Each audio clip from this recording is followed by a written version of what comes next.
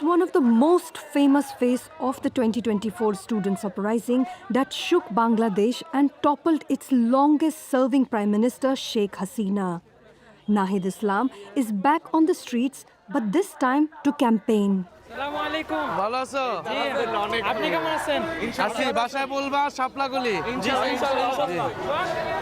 Fueled by public expectations for sweeping change, 27-year-old Nahid launched a political party, the National Citizen Party, last year.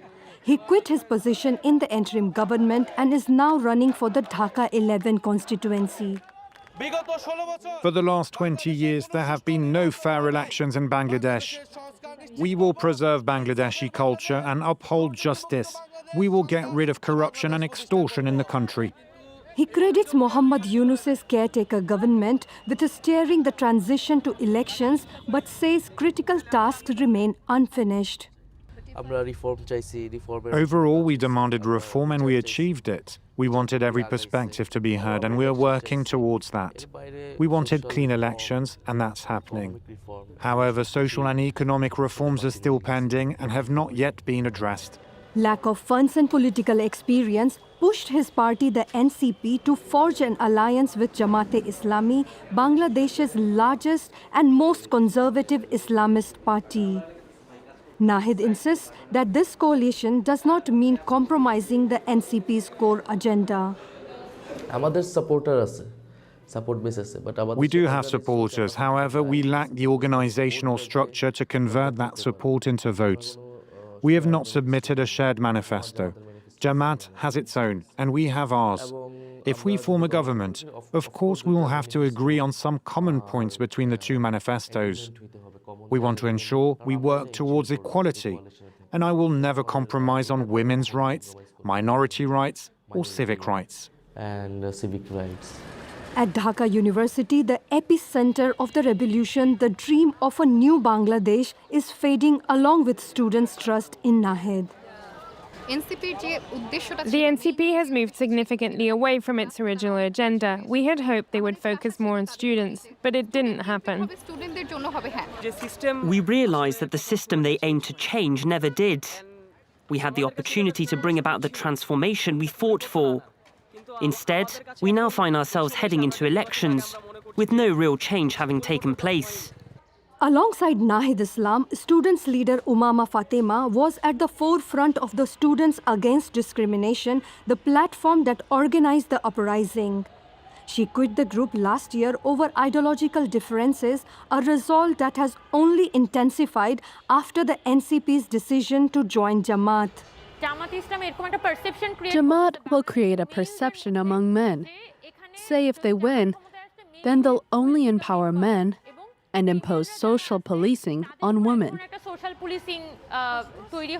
There are divisions among women as well.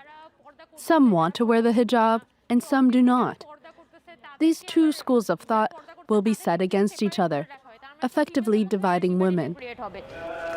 Founded in 1941, Jamaat-e-Islami has faced multiple bans in the past, mainly due to its opposition to Bangladesh's liberation from Pakistan in 1971 and its alleged involvement in wartime atrocities in which tens of thousands were killed.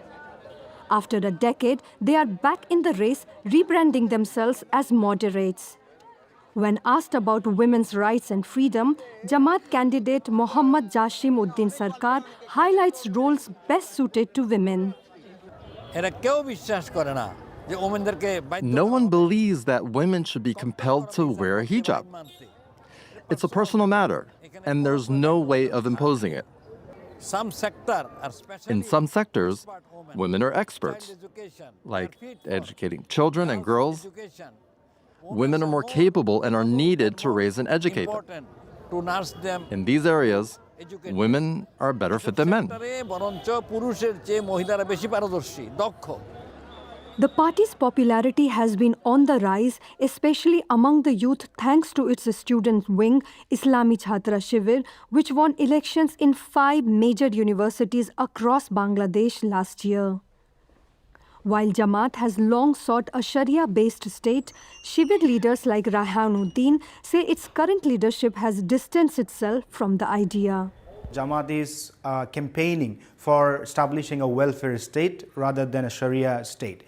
I think Bangladesh will run by the Constitution of Bangladesh.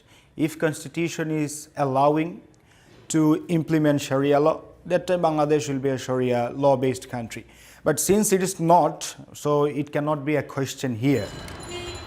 With Sheikh Hasina's Awami League barred from running, all eyes are on the Bangladesh Nationalist Party, which boycotted elections under Hasina's autocratic rule. Back from 17 years in exile, BNP chairman Tariq Rahman has emerged as a leading contender for Prime Minister. Launching the party's manifesto, he promised a corruption-free Bangladesh with a people-first approach and tackle unemployment, a crisis driving nearly 1 million citizens out of the country each year.